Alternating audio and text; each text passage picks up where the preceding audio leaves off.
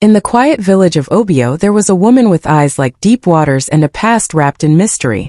No one knew why she never allowed anyone near her compound after sunset, or why the sound of children's laughter echoed from her home, even though no one had ever seen her children. Her name was Chimamanda, and for 7 long years she hid a secret so powerful, the gods themselves had forbidden it. Her daughters were born of the river, daughters of a mermaid bloodline. But secrets don't stay buried forever. And when a charming young fisherman named Ibuka found his way into her heart, he also found the truth. What happened next would shake the village, awaken ancient spirits, and leave Chimamanda facing a betrayal that would cost her everything she ever loved. The village of Obio was nestled at the edge of the great river, its lush greenery hiding many secrets. Among them was Chimamanda, a woman with eyes as deep as the river's waters, mysterious and distant. She lived in a large, ivy-covered compound at the far end of the village. Despite the noise and bustle of the village, no one dared come near her home after sunset.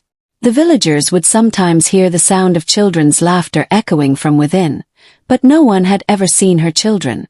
Chimamanda was known as a woman of great beauty and wisdom, but also of great sorrow.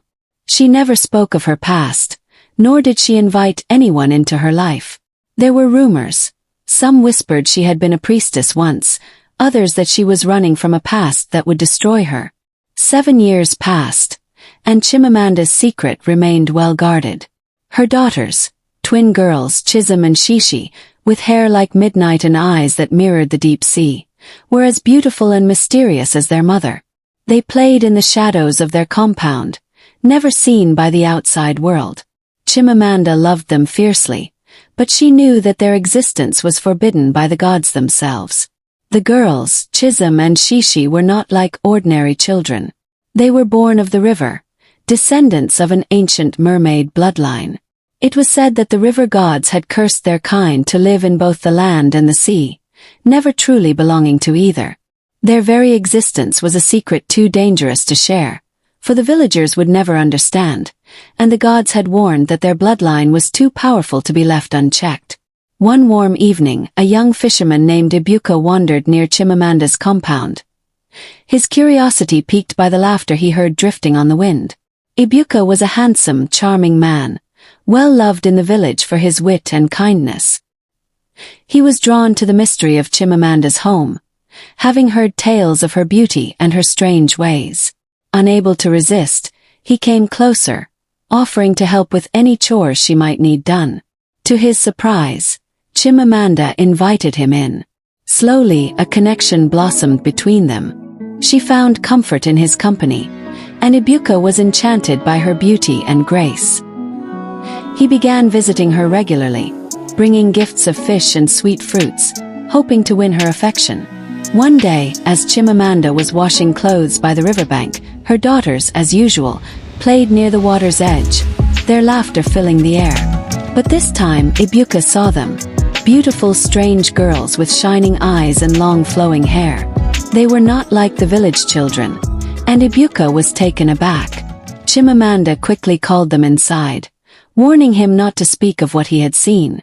Despite her warning, Ibuka's curiosity burned bright. He had fallen in love with Chimamanda, and his desire to know more about her mysterious past grew stronger each day. Over time, he began to press her with questions. "Why do you hide your daughters?" he asked. "What is the secret of your life?" Chimamanda, though hesitant, finally shared the truth with him. Her daughters were mermaids, born from the river itself, cursed by an evil spirit called Onunu, to live in both worlds, land and sea, but never fully belong to either.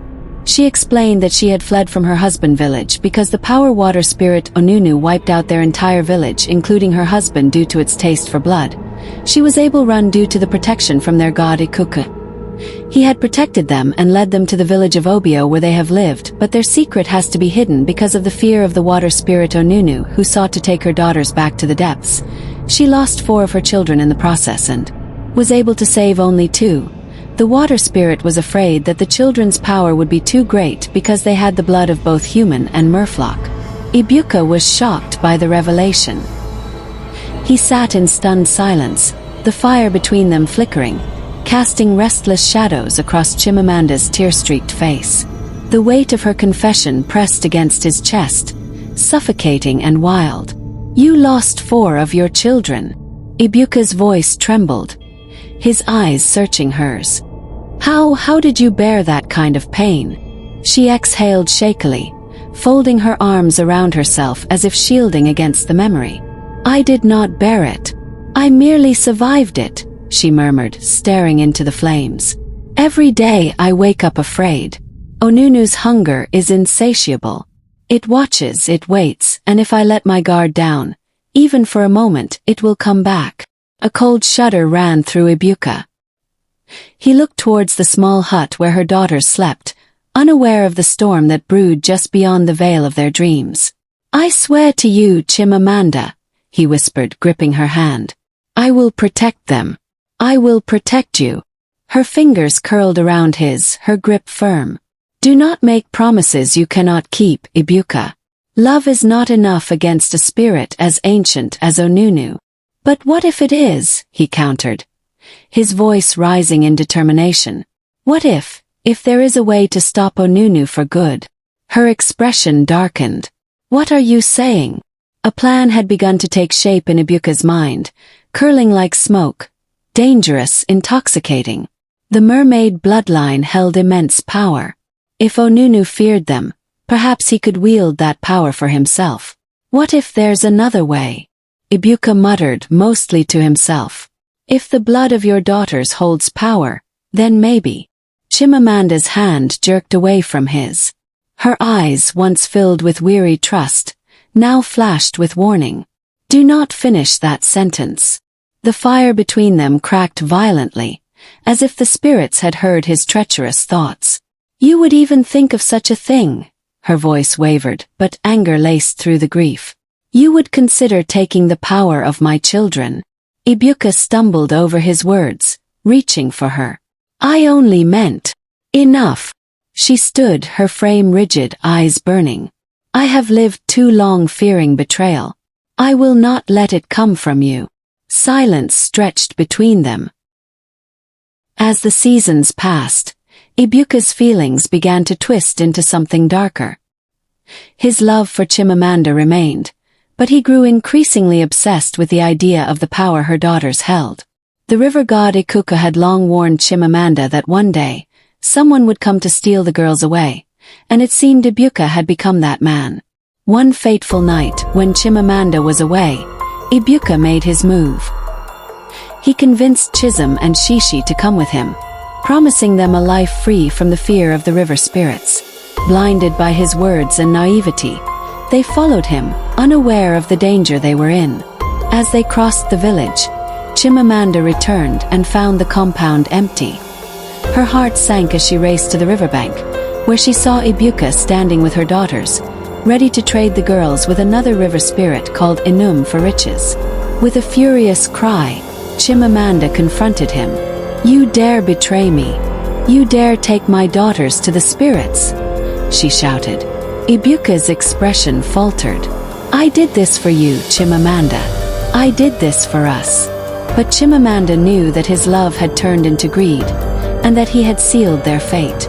The river, once calm and peaceful, began to rage as the water spirit Enum emerged from the depths.